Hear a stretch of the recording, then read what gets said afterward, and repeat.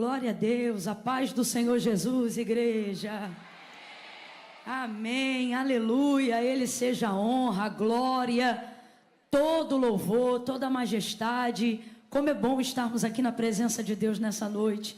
Quantos estão felizes pelo privilégio, pela oportunidade de estarmos diante dEle, num culto tão lindo como esse. O culto é para Ele, a gente não deveria emitir nenhuma opinião sobre o culto, porque não é para nós, né?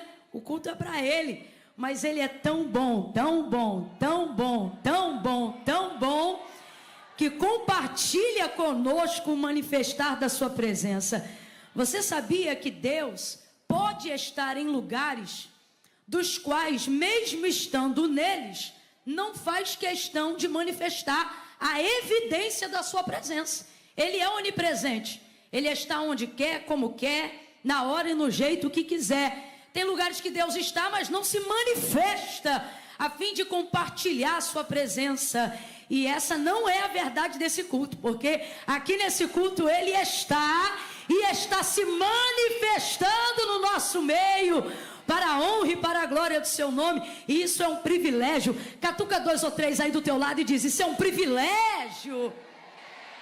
Isso é um privilégio, irmãos. Catuca de novo mais alguém, diz assim: ainda bem que eu vim. Ainda bem que eu vim. Tô em pé, mas eu vim. Tô lá fora, mas eu vim. Tô na porta de vidro, mas eu vim. O importante é estar onde Deus manifesta a sua presença. Glória. Vai embora não, meu filho, vamos ficar juntos. Deus tem uma obra na nossa vida hoje. Meu Deus, do nada cortou. Jesus, vamos orar. Traz de volta, meu pai, eu creio. Senhor, Tu és o Deus que ressuscitou Lázaro. Tu ressuscita esse teclado também, em nome de Jesus. Vai orando aí. Isso aqui não precisa de energia, não precisa. Vem, meu filho, fica comigo. Alguém tem que ficar comigo. Vai-te embora, não, fica aí. Cadê você, guitarrista? Ah, cortou aí também? Eu creio! Glória, cadê o baterista? Estava tão bonitinho tocando para Jesus aqui. Foi no banheiro? Tem que ir, né? Uma hora tem que ir, né? Mas se precisar ir, vai, meu filho. Não fica apertado não, tá? Você precisa beber água, alguma coisa? Tem certeza? Então tá bom. É daquele mesmo jeitinho igual tu foi com o pastor. Quando tu perceber que eu fiquei meio doida, tu fica doido comigo, entendeu? Glória a Deus. Você também, meu filho. Obrigada, viu? Glória a Deus. Eu queria pedir à igreja pra gente dar um glória a Deus em especial. Vou contar de 1 a 3, no 3 tu glorifica, tá bom? Pela vida dos irmãos que estão lá fora por um motivo. Eles vieram, acredito que com a mesma expectativa com a nossa, mas dobraram a expectativa. Porque, irmão, quem está aqui dentro é crente, mas para ficar lá fora, tem que ser mais crente. Ó, né? Então vamos dar um glória a Deus aí? Dê um glória a Deus. Isso. Agora, só para a gente ver se eles estão ligados na mesma atmosfera, na mesma dimensão que nós aqui, nós vamos fazer o seguinte: eu vou contar de 1 a 3. Quando eu disser 3, nós aqui dentro vamos dar glória a Deus. Só no 3, espere aí. Aí se lá fora eles ouvirem, eles vão responder dizendo aleluia. Se a gente aqui dentro conseguir ouvir que a voz deles ultrapassaram as paredes, aí a gente reage dando glória de novo, tá bom? É 1, é 2, é só aqui dentro. Diga glória a Deus.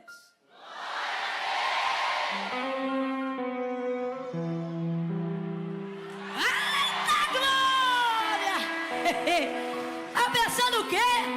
O povo da saída é fraco não, meu irmão. Glória a Deus. Pastor Felipe, muito obrigado. A pastora Jéssica, feliz de estar aqui, de conhecer a Adevec Marabá. Eu estou muito alegre. Deus abençoe cada um dos irmãos.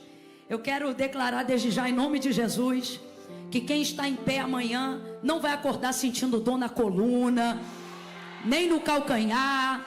Eu quero declarar que o Jesus que cura vai curar agora toda articulação, inflamação.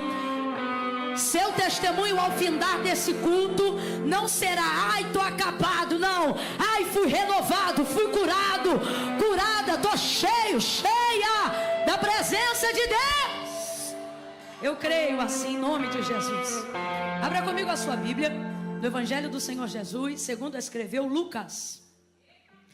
Evangelho do Senhor Jesus, segundo escreveu Lucas, capítulo de número 7. Oh, aleluia. Vou pedir ajuda ao meu irmão da sonoplastia Só por uma coisa, eu tenho certeza que o som tá ótimo, eu tenho certeza. Eu é que tenho um probleminha de um tempo pra cá, por causa do negócio de voo, né? A tal da despressurização da cabine. Aí quando eu tô com a alergia atacada, e infelizmente foi o caso essa semana, tapa tudo, rapaz, mas tapa de uma tal maneira que eu quase leio lábios falando comigo para entender o que a pessoa tá falando, de tão surdinha que eu fico, até aquela pressão conseguir sair do ouvido, né? Então, se você puder aliviar ao máximo o compressor dos retornos aqui em cima, não tenha dúvida que vai me ajudar muito na entrega daquilo que Deus nos confiou para essa noite, tá bom? Lucas, capítulo de número 7. Não é aumentar o retorno, é abrir o compressor. Porque de vez em quando eu grito, aí sem me ouvir direito, eu tenho tendência a gritar um pouco mais.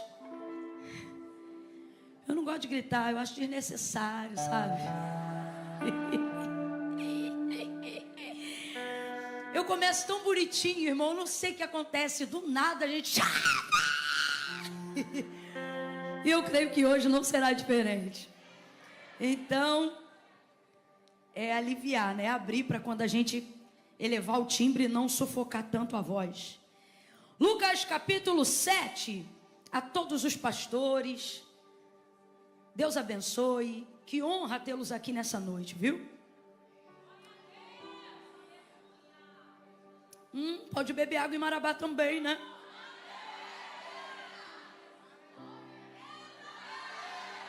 Aleluia! Quem achou, diga amém. Versículo 37 em diante. Versículo 37 em diante, diz assim o texto sagrado. Redobre a atenção, redobre a atenção.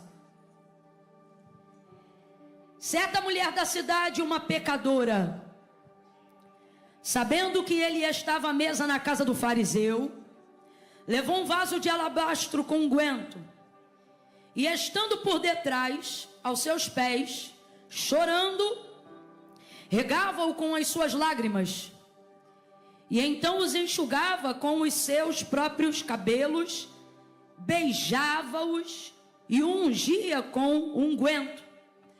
Quando o fariseu que o tinha convidado viu isto, disse consigo mesmo: se este fosse profeta, saberia quem e qual é a mulher que lhe tocou, pois é pecadora. E disse Jesus ao fariseu: Simão, uma coisa tenho a dizer-te. Respondeu ele: dize-a, mestre. Certo credor tinha 2 devedores, um lhe devia 500 denários e o outro 50. Não tendo eles com que pagar, perdoou-lhes a ambos. Ora, qual deles o amará mais? Respondeu Simão: tenho para mim que é aquele a quem mais perdoou. Disse-lhe Jesus: julgaste bem. Então, voltando-se para a mulher, disse a Simão: vês tu esta mulher? Entrei em tua casa e não me deste água para os pés. Esta, porém, regou com lágrimas os meus pés e os enxugou com os seus cabelos. Tu não me deste ósculo. Olha para o teu irmão e fala assim: beijo. Isso. Tu não me deste ósculo, mas ela, desde que entrou, não cessa de me beijar os pés. Não me ungiste a cabeça com óleo, mas esta ungiu-me os pés com unguento. Por isso te digo que os seus muitos pecados lhe são perdoados, pois muito amou. Mas aquele a quem pouco é perdoado, pouco ama. Então Jesus disse à mulher: os teus pecados te são perdoados. E os que estavam à mesa começaram a dizer entre si: quem é este que até perdoa pecados? E disse Jesus à mulher: a tua fé te salvou, vai em paz. Diga amém por essa palavra. Bota a mão no seu coração e fala assim: fala comigo, Senhor. Fala mais, quero te ouvir mais. Me responde no profundo, no oculto, no escondido, aonde o remédio não entra, aonde o amigo não vê, aonde o conselho não faz mais efeito. Entra, palavra de Deus, fala comigo, em nome de Jesus, amém. Oh, amém. Aleluia, aleluia, aleluia, oh, aleluia, glória a Deus, glória a Deus. Bom, não tem nem como parafrasear, nem colocar um pano de fundo aqui. A mulher é pecadora mesmo. O texto é categórico em falar que ela é uma mulher pecadora. Aí você pode pensar assim, mas todos nós somos. Mas a ideia textual é afirmar que ela estava na prática do pecado. Então por isso o texto a intitula como a mulher pecadora. E sem querer diminuir a realidade da sua vida, até porque não é necessário diminuir a realidade da sua vida para exaltar a graça de Deus. Pelo contrário, quanto mais dura é a realidade, maior é a graça de Deus sobre a vida dessa pessoa. Por isso você precisa ser extremamente sincero acerca das suas falhas, dos seus defeitos, dos seus pecados. Não minimize nada tentando acessar a graça de Deus. A minimização, a justificativa não promove perdão e nem arrependimento. Quem se justifica ainda não se arrependeu. O arrependido, ele não cobre, ele confessa, ele declara, né? E o texto é claro, a mulher era pecadora, e ela era tão pecadora que eu acredito, se eu não estiver enganada, que esse é um dos únicos textos, se não o único texto, em que ela é tão pecadora ao ponto de que Jesus só vai dizer para ela o que eu ainda não tinha visto ele dizer para ninguém. O que, Camila? Ele não diz os teus pecados estão perdoados, mas a mulher era tão pecadora que ele diz os teus muitos pecados. Rapaz, essa pecava. Os teus muitos pecados estão perdoados. E aquele alvoroço, que é este? Que até pecados tem poder para perdoar. Não importa, irmão, qual seja o pecado, ele tem poder.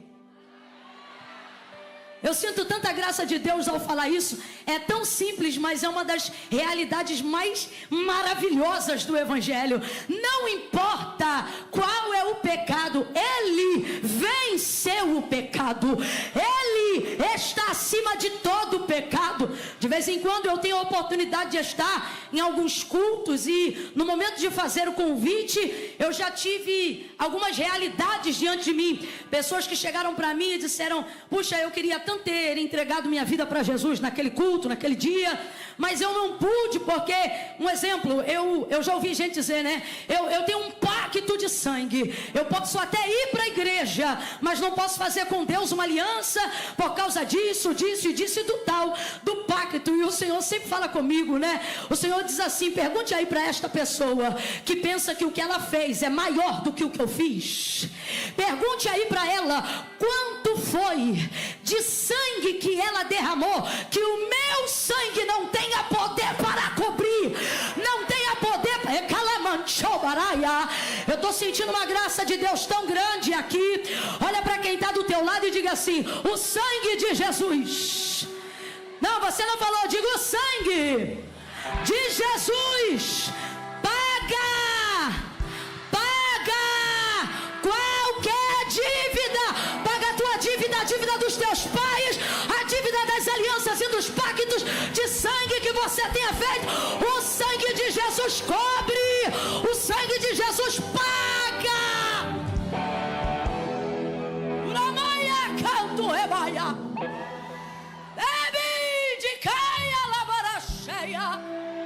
Talvez você está aqui e está dizendo: ah, Camila, mas eu fiz cabeça.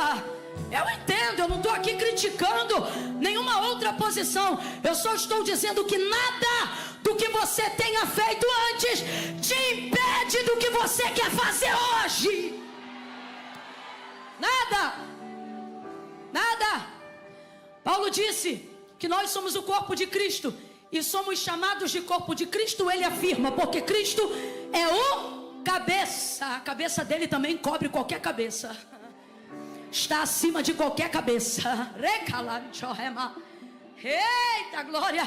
Eu não sei a quem, se aqui dentro, se lá fora, se na porta, ou se em ambos os lugares, o Senhor está dizendo: hoje não tem pacto de sangue, hoje não tem cabeça, hoje não tem rito anterior que seja capaz de te impedir de tomar a decisão que tu saiu de casa doido para fazer. Deus está falando, Deus está falando. Vai criar um alvoroço. Quem é esse? Isso é incrível, isso é maravilhoso. Mas isso foi antecedido por uma atitude bem menos espiritual do que parece. Porque tudo que Jesus vai fazer por essa mulher manifesta-se no espiritual e evidencia uma realidade física. Só que o que vai provocar isso é uma atitude consciente, racional e emocional. Veja o que vai ocorrer. Simão é um fariseu. Simão é o quê? Fariseu. Simão convida Jesus para um jantar em sua casa, mas na verdade está convidando ele para medir, está convidando ele para aferir, está convidando ele porque quer observar ele. Se fosse nos dias de hoje, está convidando ele porque só quer tirar uma foto e ver se ele vai ter todos os likes e curtidas desejadas dos seus seguidores de Jerusalém. O interesse é basicamente esse. E aí ele convida e Jesus vai. Jesus vai até a casa de Simão fariseu e está à mesa posta. É interessante porque em todas as versões há o mesmo apontamento. Qual? Quando Jesus vai confrontá-lo, em razão dele estar julgando a mulher pecadora em pensamento, por causa do ato de adoração dela diante de Jesus, esse que a gente acabou de ler, ele vai confrontar Simão apontando a mulher como exemplo da recepção que ela deu para ele na casa que era de Simão. Vamos lá, só para a gente entender. A casa é de quem? Simão. Quem é o anfitrião? Quem convidou Jesus? Então Simão deveria recebê-lo. Recebê-lo como Jesus disse que ela o recebeu. Mas pasme, ela não mora lá. O texto diz que ela foi para lá quando ouviu dizer que Jesus estava na casa de Simão fariseu. Pegou um vaso de alabastro e se dirigiu para lá. Então, enquanto Simão está julgando ela em pensamento e julgando Jesus também, avaliando a conduta dele permitir que uma mulher como ela o adore, e na sua cabeça ele vai dizendo: se fosse profeta de verdade, saberia que essa que está tocando nele, olha o asco, olha o nojo. Se ele fosse profeta de verdade, aqui ele pensando, saberia que esta aí que está se aproximando dele, que está tocando nele, é uma mulher pecadora. Aí ele está pensando, é ele pensar. Jesus diz assim: Simão, eu tenho uma coisa para te falar. Aí o hipócrita diz assim: dize-a, mestre. Aí é aqui que vem o confronto. Olha o que Jesus está dizendo. Eu entrei em tua casa. Jesus não diz eu fui recebido. E agora eu pergunto para você: tem diferença? Sim ou não? Uma coisa é entrar, outra coisa é ser recebido. Entrar, você entra em qualquer lugar que a porta está aberta, que te permite entrada. Ser recebido é outra coisa. Uma coisa é eu entrar, outra coisa é ao entrar você dizer: peraí que eu vou passar um café. Aí eu não entrei, aí eu fui recebida. Já viu casa de gente que tem costume de receber e essa pessoa quer que você se sinta bem? Você pode chegar até numa hora que não é avisada. E aí você diz assim para a pessoa: eu preciso ir no banheiro. Aí a pessoa tem um desespero, diz: calma, deixa eu ir primeiro. Aí ela vai lá, olha, vê tudo limpo, aí vê se está tudo ok. Porque ela não quer só que você entre, ela quer que você se sinta bem a fazer uso daquilo que dispõe a casa dela. Olha o que Jesus está dizendo para Simão: Simão, você me chamou, você me convidou, mas você não me recebeu. Eu entrei. Agora, em contrapartida a isso, tudo que ele deveria ter feito e não fez, quem não mora lá fez. Ele usa ela como exemplo. Que choque quando Deus amassa o nosso farisaísmo e usa um pecador como exemplo do que a gente, sendo santo, deveria estar fazendo. Eu entrei em tua casa, tu não me lavou os pés, mas esta, desde que eu entrei, me lavou com lágrimas. Você não me deu uma toalha, mas ela me enxugou com os próprios cabelos. Tu não me deu um beijo, sabe o que ele está dizendo? Tu não me abraçou, tu não me recebeu. Não me deu um beijo na testa ou no rosto, costume da cultura judaizante. Mas esta, desde que eu entrei, não cessa. Está ela lá no pé de Jesus. Não cessa de me beijar os pés. Tu não me ungiu com óleo, mas ela derramou um unguento sobre mim. Vai ouvindo aí. O que levou essa mulher a de pecadora se tornar um exemplo de adoração? A pergunta é essa: foi uma atitude altamente espiritual? Não, foi uma atitude de reconhecimento e a permissão de uma quebra de mentalidade quando percebeu que estava diante da maior oportunidade de libertação da sua vida. Quem? Jesus. Ela programou esse banquete? Não. Ela planejou estar nesse jantar? Não. Qual foi qual foi o único motivo que levou ela para a casa de Simão, que era um fariseu? O fato de saber que quem estava lá? Quem estava lá? Quem estava lá? Bora! Quem estava lá? A única coisa que motivou ela de sair de onde ela estava para estar na casa de Simão. Agora eu te pergunto, cabe a uma mulher pecadora entrar na casa de um fariseu que conhece os seus pecados, que tem nojo da sua vida, que repele a sua presença, que rejeita a sua pessoa? Quem é que quer estar num ambiente hostil? Quem é que quer estar num ambiente onde é rejeitado? Quem é que quer entrar num ambiente onde é destratado? Quem é que quer entrar num lugar onde ninguém te convidou? Quem é que quer se comportar como penetra numa festa onde você não foi convidado? É tudo isso que ela teve que atravessar. E qual foi a motivação dela? Diga o nome dele, diga o nome dele. Vem, qual foi a motivação dela? Qual foi a motivação dela?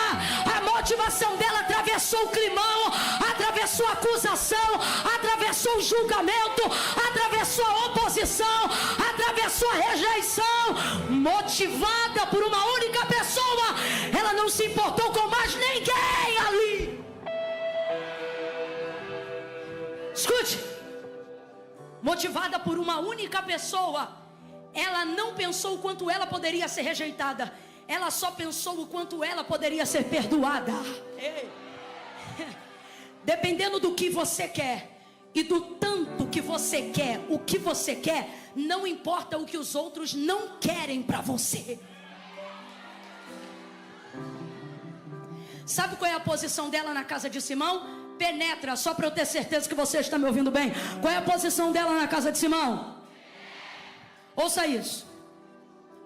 Toda a casa, não só de judeu, até de um estrangeiro, qualquer um, naqueles dias em Israel, mas principalmente em Israel, porque essa é a cultura do judeu. Qual?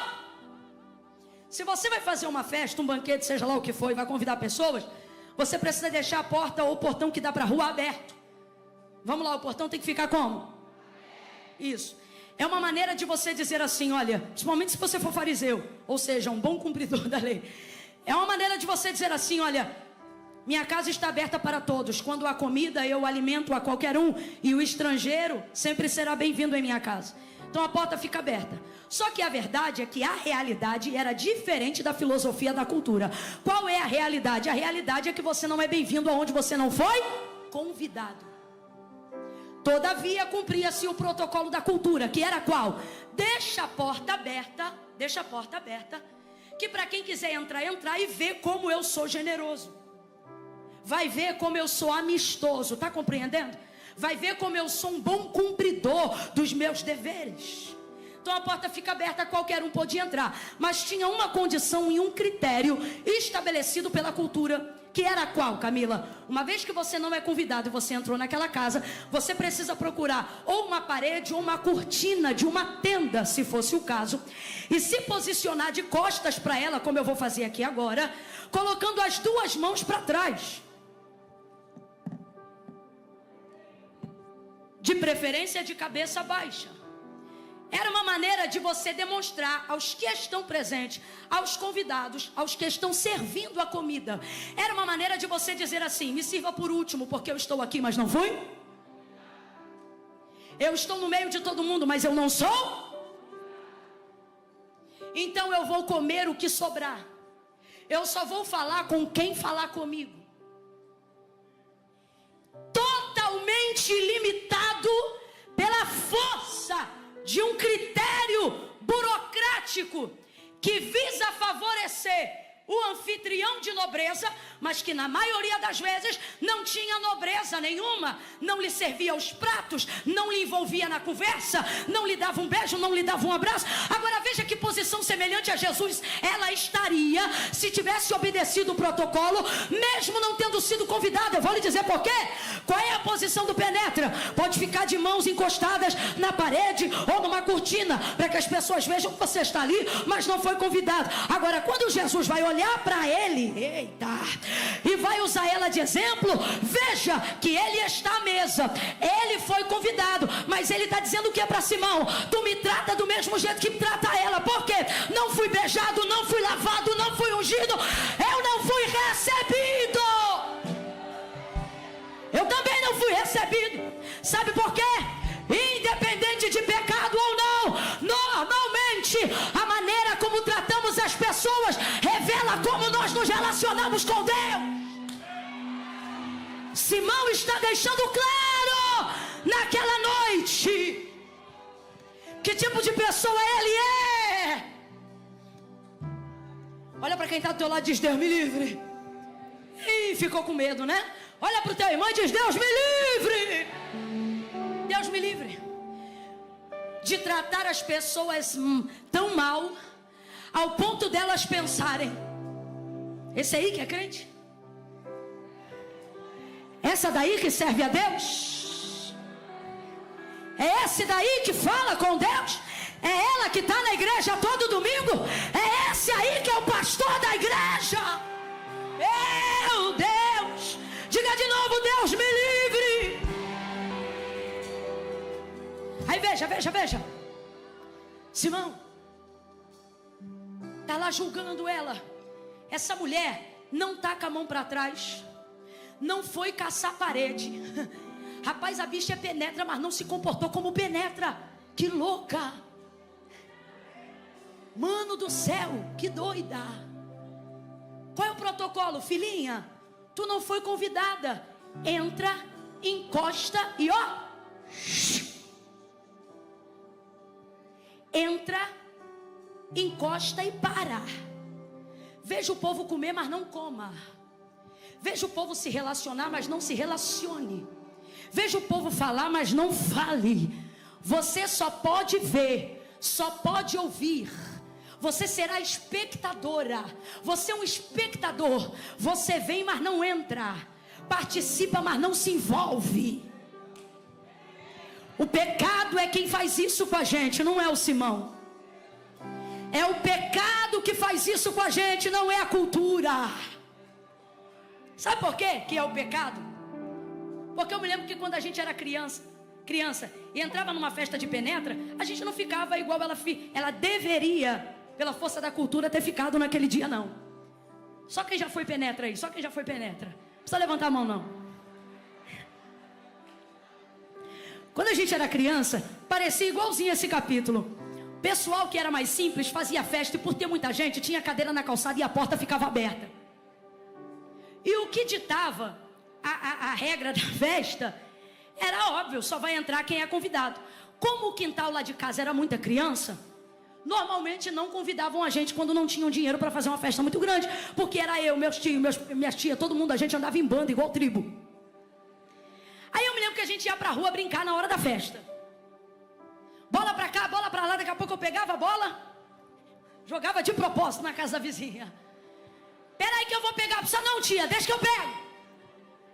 Já entrava dentro da casa, pegava aquela bola.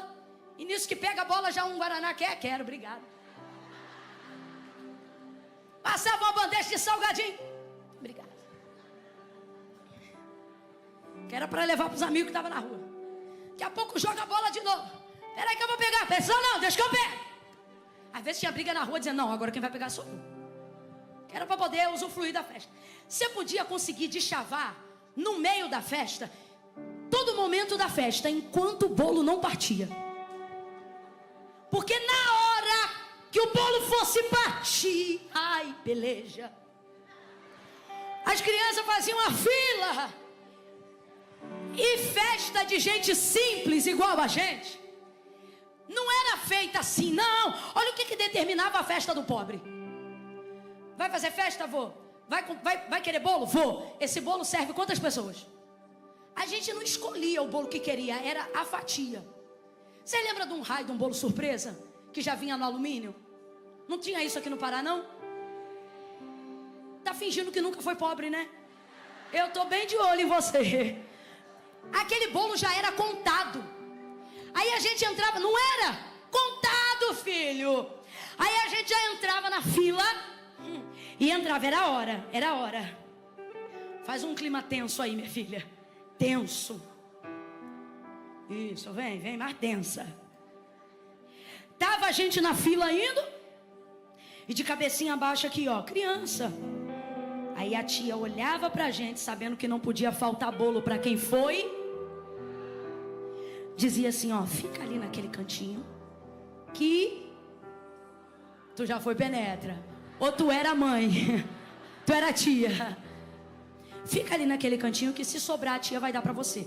Não era maldade, é porque ela não podia tirar dos convidados e dar pra quem não era convidado, quem foi convidado ficar sem bolo. Agora eu te pergunto, criança tem orgulho? Eu não tinha, irmão. Quando ela dizia assim, ó, fica ali no cantinho, porque se sobrar a tia dá, era na hora. Eu meti um olho em cima daquele, vai sobrar. Eu ficava ali aguardando a hora do bolo sobrar. Vai sobrar. Quando sobrava era uma alegria, mas às vezes sobrava não. E você acha que eu ia pra casa não dormir porque eu não comi bolo? Eu já tinha comido salgadinho, já tinha comido pastel de vento, suco de groselha. Eu sou dessa época. Era tanta coisa que eu tava tudo bem. Criança não tem orgulho. Agora, você falar de um adulto, pegue um adulto numa festa e diga pra ele, sente ali, se sobrar eu te dou. Ele levanta e vai embora na hora. Por quê? Porque você tem orgulho, você tem brio. Nós somos adultos, quem está entendendo, diga amém. Agora diga, a mulher pecadora é adulta, sim ou não? Sim ou não? Dependendo do que você quer, você vai precisar amassar o orgulho. Quem está entendendo o que o Espírito de Deus está falando aqui? Dependendo da libertação que você deseja, vai ter que amassar o orgulho. Dependendo da restauração que você procura, vai ter que se esquecer do orgulho. Dependendo do quanto você almeja algo, vai ter que amassar o orgulho e voltar a ser igual uma criança. O que ela fez, Camila?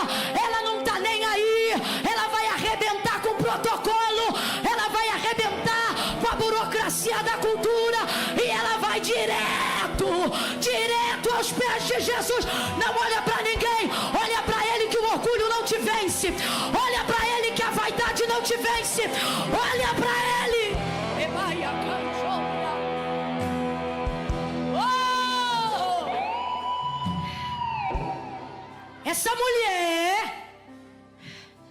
Essa mulher está diante daquele a quem João viu na ilha de Pátimos em arrebatamento.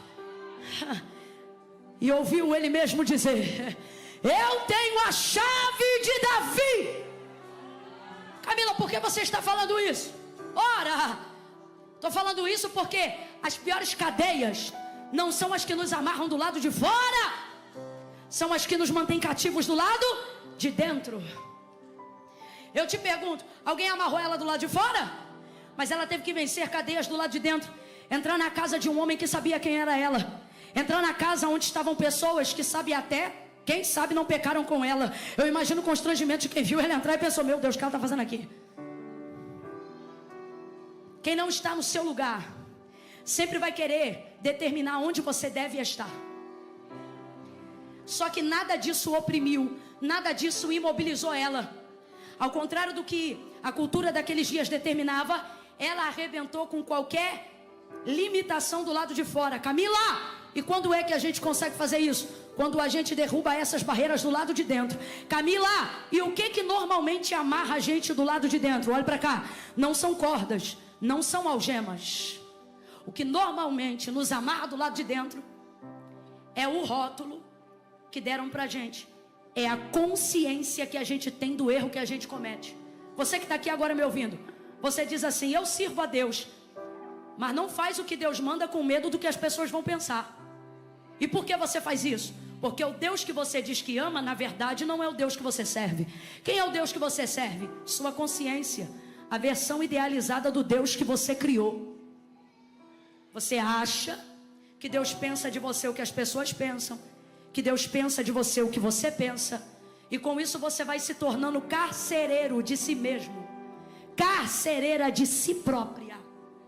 Você só faz o que tem a aprovação dos outros, só faz o que vai ser aplaudido pelos outros. Suas ações são medidas e pensadas, suas decisões são todas espaldadas em: vou agradar minha família, vou agradar quem me ama, vou agradar meus seguidores. E o que está te amarrando? Se eu pudesse dar um nome para essa corda, eu diria orgulho. Se eu pudesse dar um nome para essa algema, eu diria vaidade. A vaidade de ser amado, de ser aceito, a vaidade de ser apoiado por todos, a vaidade de ter seguidores. E aí, sem perceber, você aparentemente tem sucesso, mas na verdade é um cãozinho na coleira, sendo guiado por algoritmos, sendo guiado pela vontade do povo, sendo guiado por arroba, sendo guiado por patrocínio. Se for desagradar, eu não posto, vou perder seguidor. Se for chatear, eu não falo, eu não quero perder amigo. Às vezes Deus permite a gente perder tudo que achava que era importante para aprender a reconhecer o que tem valor. E o que tem valor? Liberdade tem valor. Liberdade tem valor. Essa mulher não se importou com o que iam dizer dela. E por que não se importou? Porque um comentário a mais ou a menos, para quem já é falada. O que é um mal educada para quem já é taxada de nomes muito piores na sociedade? O que é uma abusada para quem já é taxada de coisa pior na sociedade? Veja! Essa mulher não tem mais esse orgulho, esse brio, essa vaidade. Eu não estou dizendo que você tem que pecar até perder isso. Não! O que eu estou usando aqui é o exemplo de que alguém que não se deixa ser guiado pelo orgulho e pela vaidade consegue acessar qualquer lugar, independente das barreiras, das castas, das acusações e das expectativas alheias. Segunda coisa, essa mulher provou que apesar de outrora estar amarrada pelas algemas do pecado, se tornou a pessoa mais livre daquela sala. Eu quero que você abra sua boca comigo e diga: livre. Abra comigo sua boca e diga: livre. Isso, livre. O Senhor está dizendo: eu vim para que tenhais vida e a tenhais em abundância. Ter em abundância não significa ter dinheiro, carro, casa ou até mesmo altos índices de saúde. Vida em abundância eu vim para que vocês tenham liberdade. Sejam livres, sejam livres, eu estou sentindo tanta graça de Deus aqui. Se o Filho do Homem vos libertar, verdadeiramente você será livre. Pega na mão de alguém aí agora, segure, diga: seja livre, livre, livre. Pega na mão dos amiguinhos, pega na mão.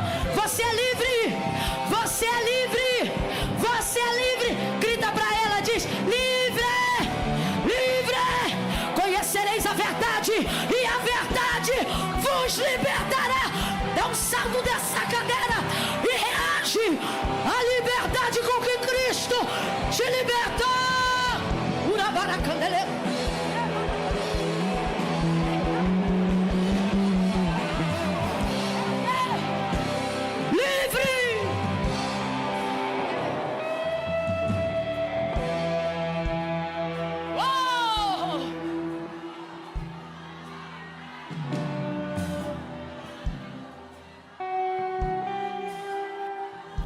Isso tem valor.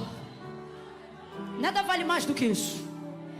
A polarização na política hoje no Brasil não é uma luta por poderes, é uma luta por liberdade. Porque não há nada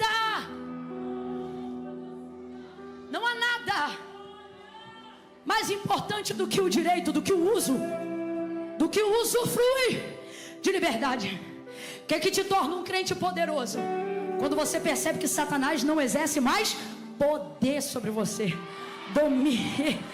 Ei, antigamente ele entrava naquele quarto, te oprimia um calor do paraense, e você passava a noite inteira coberto, porque não tinha coragem de 3 horas da manhã se levantar dali nem para ir no banheiro. Era pânico, terror, assombro. Aparentemente na sociedade você estava normal, mas durante a noite teu calvário começava. Satanás te oprimia de tudo que é lado. Tu tinha mais paz na rua do que em casa. Aí um dia entregou a vida para Cristo, acessou a liberdade independente da opinião pública. Te chamaram de louco, retardado, quadrado, de esquisito, mas você diz, pode chamar o que quiser, eu agora sou livre. Aí Satanás um dia pensa que pode continuar do mesmo jeito. Vai te oprimir na madrugada, no mesmo quarto, na mesma cama, debaixo da mesma coberta, do mesmo pecado, da mesma pornografia, do mesmo desejo. E aí ele encontra alguém que desfrutou de liberdade e não quer mais voltar para o cativeiro. Ele vem por um caminho e por 7 ele foge da tua presença. Ele vem para te perturbar de um lado e do outro vai você, com medo mesmo. Mas gente com liberdade, gente que é livre, anda até com medo, mas anda. Profetiza até tímido, mas profetiza. Vai ela tremendo no corredor de casa. Aquele que habita no esconderijo do Altíssimo, a sombra do Onipotente descansará. Direi do Senhor, Ele é o meu Deus.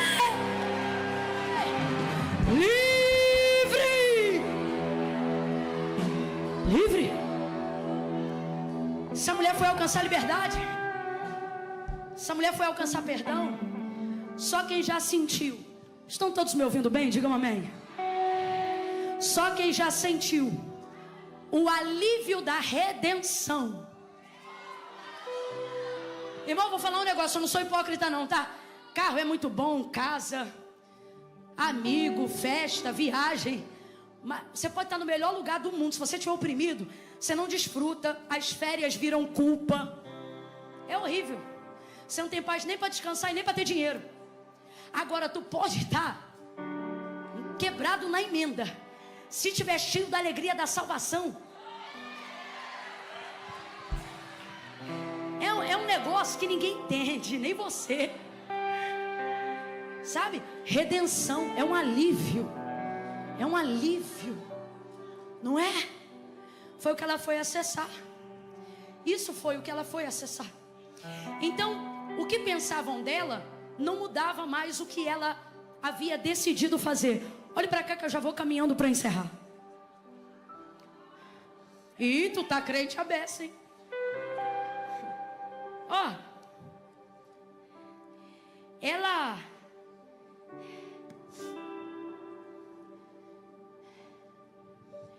tomou uma decisão que agora a pressão do que pensam sobre ela não tem mais o poder de intervir na decisão que ela tomou.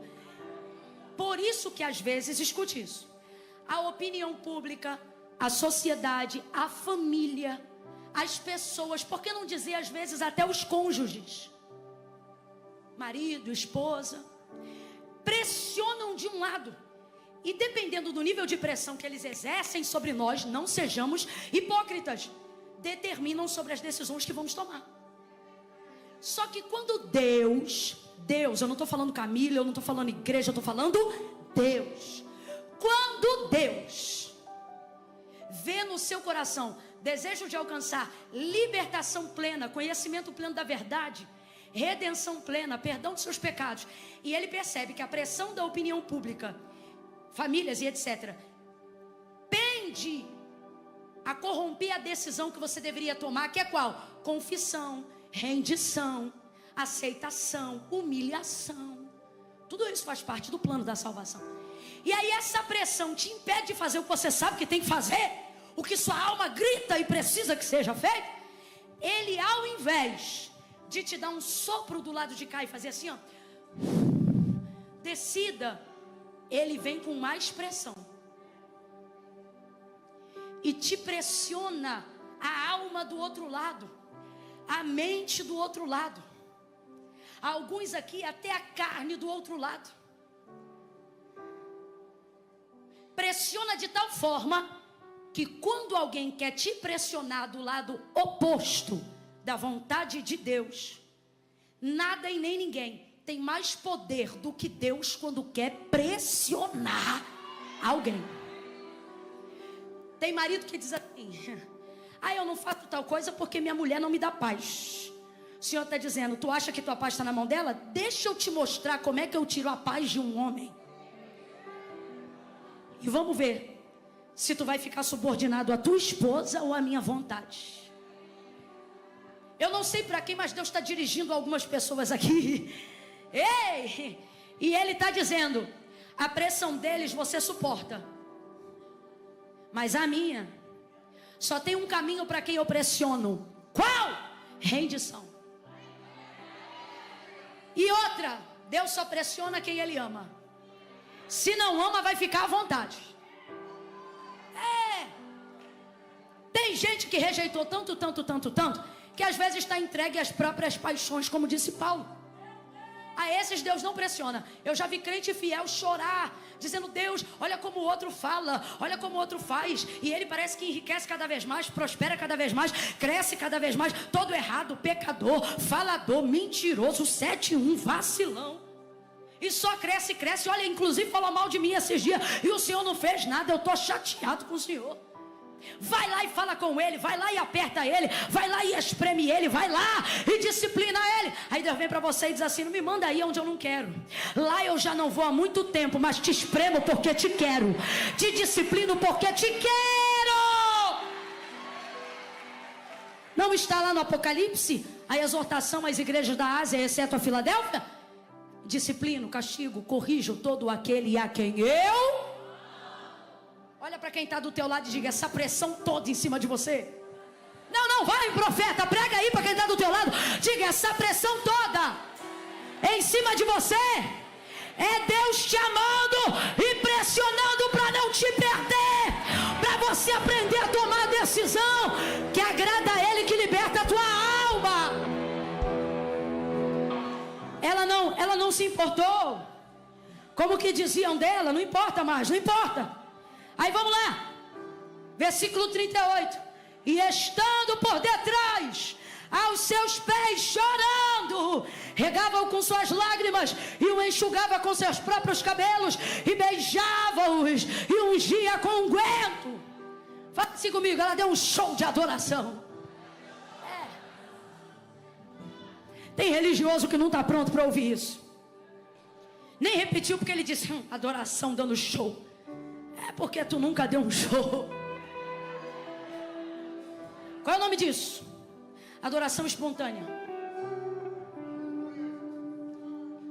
Complete para mim se você ouviu bem. Adoração. Como é que a gente sabe que a adoração é espontânea?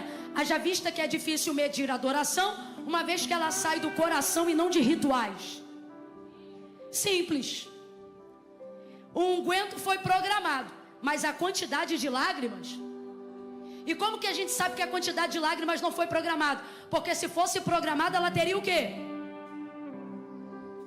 Se ela sabia que ela ia molhar, ela sabia que ela ia precisar o quê? Lenço, toalha, qualquer coisa para enxugar. Só que ela tinha lenço, toalha, guardanapo, mas lágrima ela tinha de sobra. Sabe o que é isso aqui? Adoração espontânea. E por que é adoração espontânea? O unguento eu levo. Agora o que vai acontecer depois da entrega, eu não programo. Se eu vou chorar, se eu vou manifestar demônio, ela deve ter pensado qualquer coisa. Só que quando você só pensa em entregar, o resultado não é vergonha, é honra. Ela só pensa em entregar. A única coisa que ela programou foi a entrega do unguento. Completa para mim, por favor. A única coisa que ela programou foi a entrega do... que é o óleo. Fora isso, ela não programou mais nada. Vou lá e vou entregar. Só que quando ela o viu, olha para mim. Vamos silenciar aqui, só por um instante, que isso aqui eu quero que eles imaginem. O pedal pode ficar. Isso ajuda a imaginação, não é? Imagina você cheia de pecado, cheio de pecado, podrão no mundão. Imagina que nem você se vê capaz de que Cristo te aceite. Mas pense assim: ele faz um trabalho tão bom que eu vou lá levar uma oferta. Imagine algo assim. E aí você diz assim: mas a casa de Simão fariseu, desgraçado, me odeia, vive falando mal de mim. E fala mesmo, porque eu também sei o que eu faço. E ele também sabe o que ele faz. Mas Jesus está lá, que outra oportunidade eu vou ter? Está tão pertinho. Vou lá. Aí vai. Porque se você focar nele, você vai. Se você não olhar para quem te olha torto, se você não ficar olhando para quem não te dá a paz do Senhor de volta, se você olhar para ele, você vai. Aí ele foi. Perdão, ela foi. Aí eu imagino ela no caminho indo, pensando assim: vou entregar, vou derramar e vou embora. Ué, o ambiente é hostil. Não fui convidada. Estou imaginando, é Camila que está falando. E aí ela vai. Só que eu fico imaginando a alma despedaçada, olhando para o restaurador da criação. Compreende? Eu quero que você imagine. Eu fico imaginando os pecados dentro dela, acusando sua consciência, dizendo: miserável, pecadora, pecadora, imunda, suja. E ao olhar o olhar do meigo nazareno, imagine ela caminhando e ver todos os olhares de acusação. Simão, vizinho da direita, da esquerda, chefe da sinagoga, e pá. Aí daqui a pouco um olho castanho, diferente. Porque não leva mal não, Jesus era judeu. Eu tenho dificuldade de imaginar ele com essa imagem do Jesus louro, dos olhos azuis, europeu. Mas vamos supor, tá lá ele aí, não vou nem falar da cor, né, que a gente não sabe, mas do brilho. Todos os olhares para ela é acusação, pecadora, sem vergonha, vale nada, desgraçada. E de repente para no olhar dele. E eu imagino o olhar dele dizendo para ela: tenho tudo que você precisa, está disponível aqui agora. Eu imagino ela olhando para o olhar dele. Quem é ela? Ela suja, cheia de pecado. Quem é ele? A água da vida que faz o homem nascer de novo. Eu fico imaginando ela olhando para ele, pensando: o santo, puro, inocente, imaculado. Vai ver na mente dela, ela pensou: não vou chegar tão perto para não sujar ele. E eu fico imaginando ele olhando para ela e dizendo: quem chega em mim não me suja, quem chega em mim fica limpo quando me tocar. Ela não aguentou.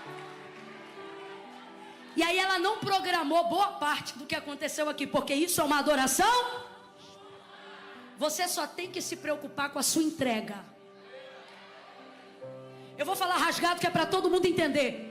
Isso aqui não é ela dizendo: vou fazer assim, vou fazer assado, mas não vou chorar porque esse rímel é caro.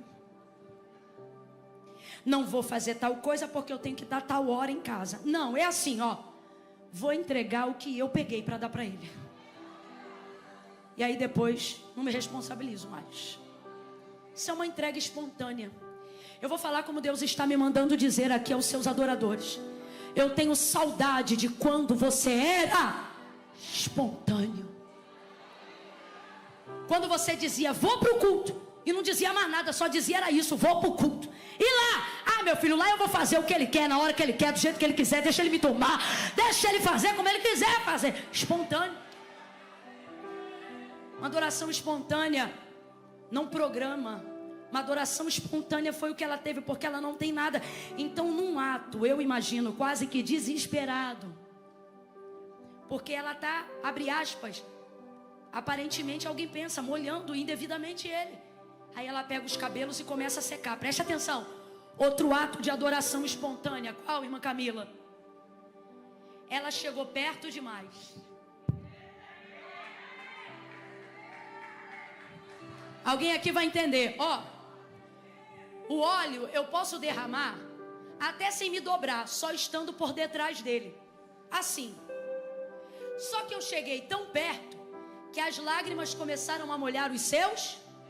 Num ato, talvez até de desespero, porque eu não quero que ele fique molhado, eu começo a enxugar com os meus. E isso vai fazer com que quem estava perto fique mais. Ao se aproximar tão perto daqueles pés, como controlar o desejo de rendição total, como controlar o desejo de devoção total, contrariando toda a lógica. Aquela mulher chegou no lugar mais alto que um homem, que uma mulher pode chegar. Aonde? Aos pés do seu Senhor e Salvador. Ao se aproximar dos pés dele, olhe para quem está do teu lado e diga assim: você já está perto. Olhe para ele, pregue e diga mais. Diga mais. Se chegar mais perto, tua adoração melhora, tua entrega melhora, tua intimidade melhora, tua devoção melhora. Ela não controlou. Ela não controlou. Ela não controlou. Ela desceu ao enxugar e começou a beijar. Gente, olha para mim. Sua busca, eu disse sua intensidade, eu disse sua. E essa terceira é a mais forte de todas. Sua intimidade, eu disse sua. Grite, eu disse sua. Vai escandalizar todo mundo que não pode mudar a tua vida. Vai escandalizar um monte de gente que não busca como você, não adora como você, não se rende como você e não entrega como você. A pergunta que você tem que se fazer aqui nessa noite é: até quando eu vou diminuir minha busca, minha intensidade e meu nível de intimidade com Deus pela maneira como os outros se sentem constrangidos com a minha adoração? Presta atenção que isso é sério. A pergunta nesta noite é: até quando eu vou paralisar, diminuir ou medir a minha busca, a minha intensidade e a minha intimidade por causa de quem se constrange com ela? Você acha que o pessoal está confortável naquela reunião? Olha os pensamentos deles, falando mal de Jesus e dela. Agora olha que doideira. Tá Jesus recebendo e ela entregando adoração. Agora, vou perguntar de novo. O povo tá confortável naquela cena? Tá todo mundo incomodado, pensando mal, constrangido, agoniado. Porque quem não é capaz de fazer o que você faz fica desconfortável no ambiente que você decide entregar. Não há problema nisso. Qual é o problema? O problema é eu diminuir minha entrega por causa de quem não quer entregar nada. Olha pra cá. Isso aqui é muito sério. Eu quero fechar aqui. Olha pra cá. Não diminua a sua busca por causa de quem se sente desconfortável com a sua entrega. Normalmente, as pessoas que ficam desconfortáveis com a sua adoração não podem fazer nada por você. Mateus capítulo 15, versículo 21 em diante. Uma mulher saiu das cercanias de Tiro e Sidom e ela gritava, bora que se eu não cansei você também não pode ainda não. Ela gritava dizendo: Senhor, filho de Davi, tem misericórdia de mim, que minha filha está miseravelmente endemoniada. Mas Jesus já havia dito aos seus discípulos que quando passasse pelas cercanias de Tiro e Sidom, não queria que ninguém soubesse que ele estava ali. Mas esta mulher gritava. Os discípulos ficaram constrangidos e agoniados com aquilo. Chegaram a Jesus e disseram para ele: mestre, despede a que vem gritando atrás de nós. Despede é o que, gente? Manda embora, resolve logo, faz alguma coisa para que ela pare de gritar. Eles estão incomodados com a gritaria dela, sim ou não? Sim ou não? Só que era a única oportunidade da vida dela de buscar e de viver a libertação da filha dela. Então veja, eles estão constrangidos, eles estão incomodados, eles querem que Jesus mande ela embora, mas o texto diz que ela não parava e ela dizia: filho de Davi, tem misericórdia de mim. E os discípulos estão dizendo: mestre, despede-a, manda embora, pois vem gritando atrás de nós. Ele não respondia nada, mas ouvia tudo. Sabe o que ele está dizendo? Teu problema é que quando você me busca, você ouve a voz dos outros, mesmo quando eu não disse nada. Fica a dica: se eu não disse nada, é porque eu não estou incomodado. Continua buscando, continua gritando, continua clamando. A mulher continuou. E ele dizendo: despede, manda embora. Manda embora. Responda para mim: Jesus mandou a Canané embora? Ele está falando aqui com a gente. Até quando você vai permitir que a opinião dos outros determine a sua busca? Quem se incomoda com a sua forma de adorar não pode mudar a sua vida. Quem se incomoda com o seu dízimo, às vezes nunca dizimou. Quem se incomoda com a sua oferta, nunca entregou nada. Quem se incomoda com a sua devoção, com o seu serviço na igreja, não serve a Deus em lugar nenhum. Aí Deus está dizendo: até quando você vai dar ouvidos a quem não muda nada na tua vida? Continue. Aí Jesus disse: Simão, eu tenho para mim que Simão tomou um sustão. Imagina isso aqui. Esses dias eu estava com um amigo querido. Ele é querido, mas é chato a beça. Porque uma coisa não tem nada a ver com a outra, não é? Dá para ser querido e ser chato ao mesmo tempo. E ele é chato. E aí ele chegou e falando dele mesmo, aqui ó, falando dele mesmo, ele disse assim: é porque assim, eu sou, entenda, eu sou assim um pouco, como é que eu vou dizer? Eu sou um pouco, aí a minha mente, eu pensei assim: chato. Não falei. Só ele dizendo: eu sou um pouco, como é que eu diria? Eu sou um pouco aí na minha mente, eu, chato. Aí quando eu pensei, ele fez assim: chato. Me deu um susto tão grande, eu falei: meu Deus, acho que eu falei. Mas não tinha falado, eu tinha pensado. E calhou de ser o que ele ia falar, porque de fato ele reconhece que é chato. Eu fico imaginando Simão olhando para Jesus, olhando para a mulher e dizendo assim: profeta, só pensando. Se fosse profeta de verdade, saberia que ela é pecadora. Olha lá, ela tocando nele. Enquanto ele pensa, logo em seguida Jesus diz: Simão,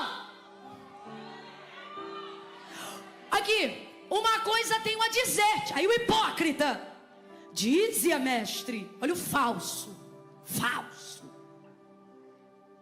Dize-a, mestre. Aí ele diz: entrei em tua casa, e aponta para ela. Se ela estava chorando, enxugando o cabelo, derramando unguento e beijando, ela estava onde? Aos pés. Ele aponta e diz assim: mas esta. Por que ele diz mais esta? Porque o pensamento dele era: se ele fosse profeta de verdade, saberia que esta, quem é? Aí o Senhor dá continuidade à fala no pensamento dele, dizendo: Simão, uma coisa eu tenho a dizer-te. Eu entrei em tua casa, tu não me lavou os pés, não me recebeu com ósculo, não me ungiu. Aí aponta para ela: mas esta, penso eu que aponta, porque esta é indefinido. esta me lavou com lágrimas, enxugou com seus cabelos. E agora vem a melhor parte. E desde que eu entrei, ela não cessa. Em outras versões vai dizer assim, ó, ela não cessou. Então, em ambas versões, há o mesmo significado. Qual, Camila? Significa que enquanto Jesus falava dela, ela ainda estava em ato de adoração. E em que ato ela estava? O do beijo. Ela estava o beijando. Isso aqui é adoração, porque é aos pés de Jesus em devoção. Então, olha isso. Enquanto Jesus defende ela para o fariseu, ela continuava beijando, adorando.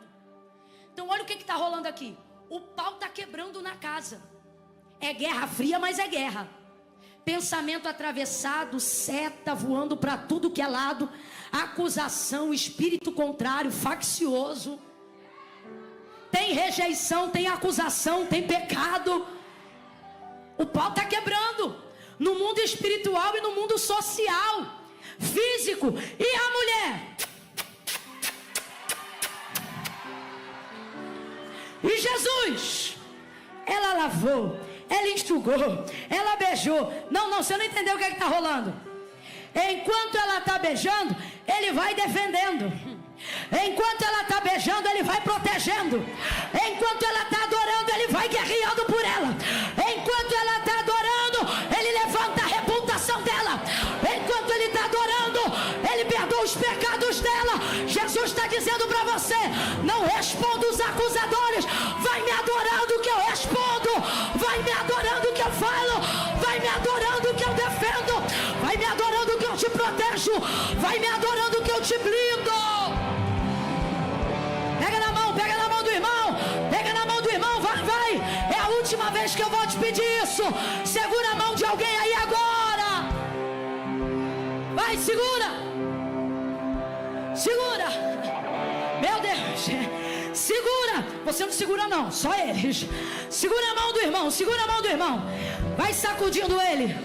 E diz assim: aumente a intensidade. Aumente a espontaneidade. Aumente a adoração. Diga: porque Deus vai aumentar a defesa, vai aumentar o perdão, vai aumentar o cuidado. Tira ele da cadeira, bota ele de pé. Reaja. Bota a Bíblia no banco, bota tudo na cadeira. Fica de pé. Recebe. Ministério de louvor, corre. Recebe. A honra é tua, a glória é tua. Mas a adoração, a entrega é minha. Eu não vou me importar. Vou te adorar. Ei, eu não vou responder o zap. Eu não vou responder comentário de Facebook. Eu vou te adorar.